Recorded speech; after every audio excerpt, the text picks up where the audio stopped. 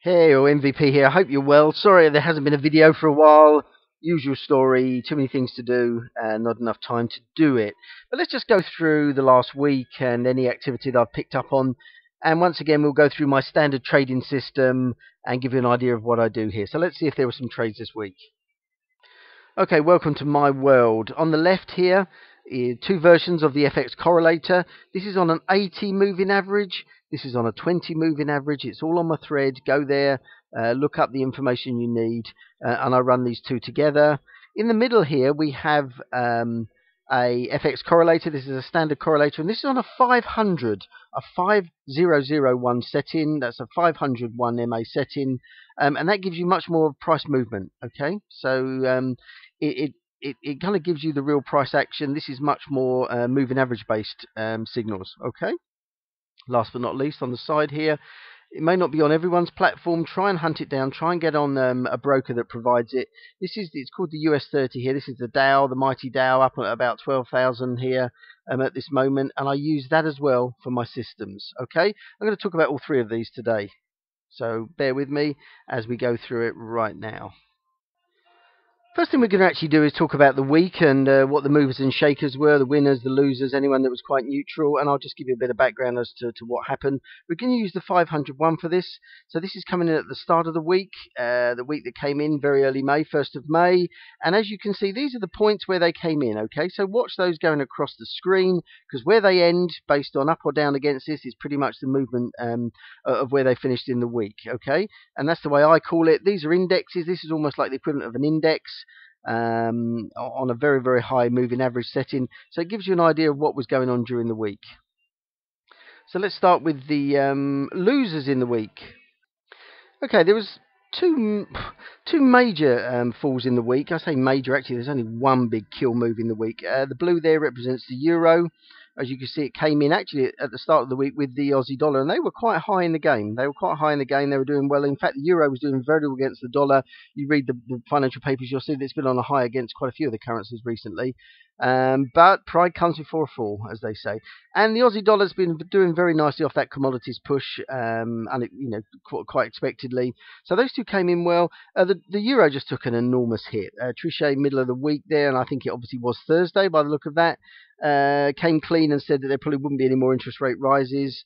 And in terms of the Aussie dollar here, as you can see, the euro just went straight through the floor last 2 days. Great sales on the euro last couple of days into the end of the week.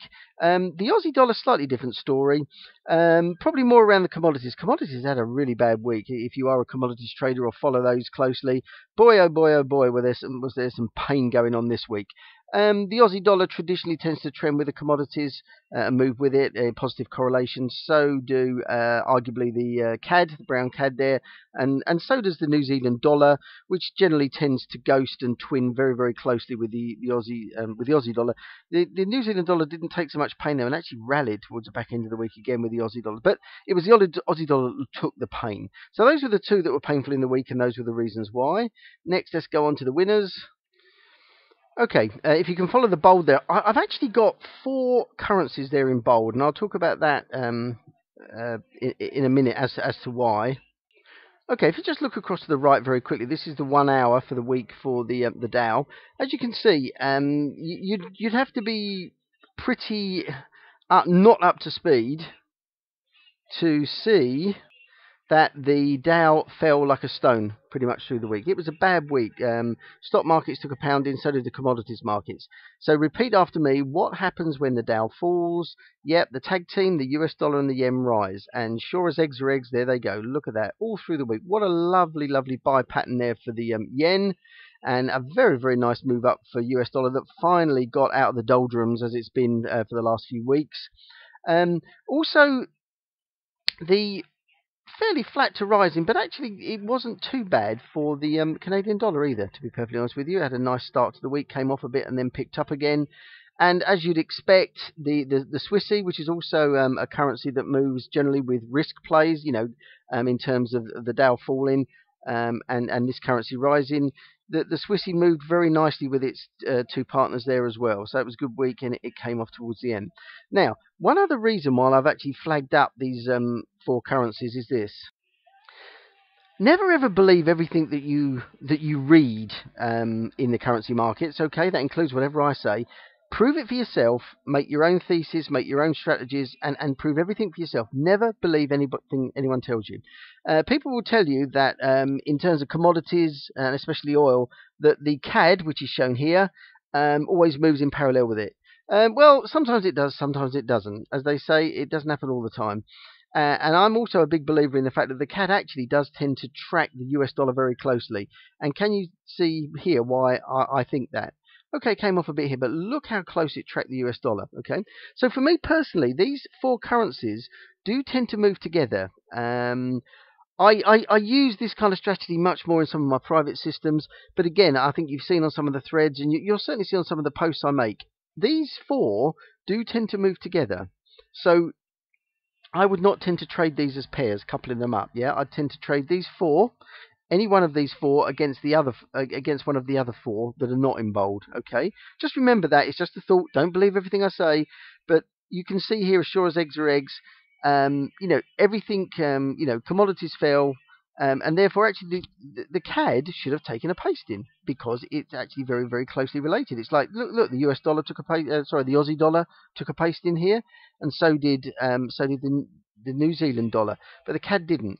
So don't believe everything you think when people talk about, throw terms around like commodities, commodity dollars, dollars, whatever you think. Don't believe everything. Always prove the things for yourself. I tend to think these four tend to move together more than against one another. Okay, just a thought from me.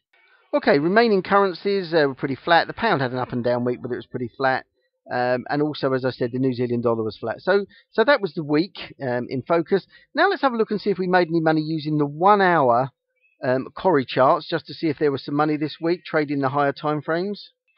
Okay, bear with me. I'm just going to make this one, the US 30, just make that a little bit smaller so I can get everything on the screen. Okay, so bear with me. I'm sorry if that looks a bit ugly now. And this is all 5 days this week on the 1 hour chart. That's an 80 moving average, that's a 20, and we're going to see where the trades were. You'll see on the right here, actually, it's pretty obvious what went on in the Dow all week. It was a sell Dow week. What happens when we see the Dow predominantly being sold off? We look to buy the tag team together. We look to see them above the zero both sides, and that's when we're looking for our trades. So let's see where those trades were this week. Okay, now early week, big fall there. Nothing much happened Monday. Monday was pretty flat. You can see the volatility this end compared to the early part of the week. So really, nothing really came across. I think towards the end of the day, you can see here things were picking up and we got the guys all above the line. But it didn't really go into action until the Asian session. And that's where we've definitely got our first session there. We've got the guys above there. And there's some great sales, especially on the pound there, as you can see.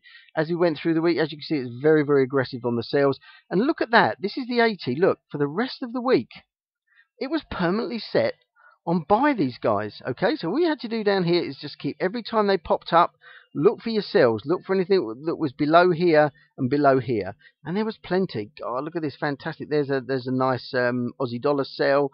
Look at the euro sell. Well, everything got hammered. So euro was perfect there as a sell. The guys were north. The tag team was falling. What a beautiful trading day that was. That was a big trading day. Obviously, things do come back. And towards the end of the week here, as you can see, there was a bit of a rally by the Dow, and therefore the guys on the 20 MA here, the tag team, got south, no trade. You see what I mean? On the lower time frames, there were actually some sells, but we're not talking lower time frames. We're talking the 1 hour. Okay, this is MVP.